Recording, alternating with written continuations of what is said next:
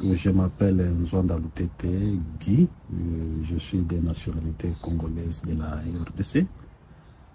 Je suis demandeur d'asile ici en France. Je suis dans le centre de la ville Cotré, centre à Rivesan. J'ai quitté la RDC, c'était l'année passée, au mois d'octobre. J'étais emprisonné, je me suis évadé de la prison, centre de Makala. J'étais entré en prison à cause de mes opinions politiques, parce que je fais partie de l'un des partisans l'un des partis politiques là-bas dans mon pays. Le parcours que j'ai apporté, quand je suis sorti de prison, je me suis caché dans un quartier là-bas dans mon pays, et avec une aide d'un ami qui m'a aidé, il a payé tous les frais. Il est arrivé ici en France. Mais je suis arrivé en France avec un passeport de prêtre de ressemblance.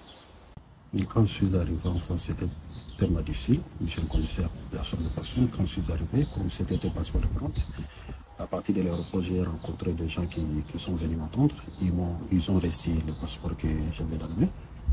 Ils m'ont dit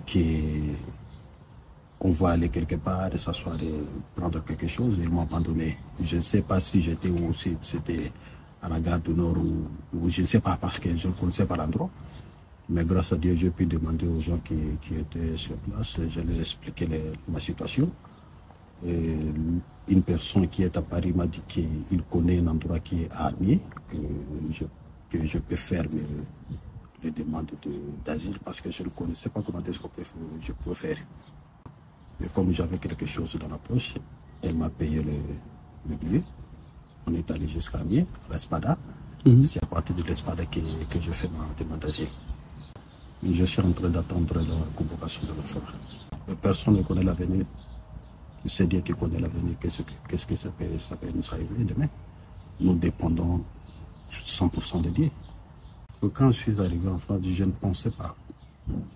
Je n'ai jamais pensé que ça devait être de manière. Parce que la culture française, c'était un peu différent de notre culture, de nos pays. Mais on entendait seulement en France qu'on disait la fraternité, l'égalité, l'unité. Bon, je ne sentais pas ça. C'était peut-être les paroles, mais quand je suis arrivé en France, sincèrement, j'ai noté que cette parole qui était une parole me devenue une réalité, matérialisée, matérialisée.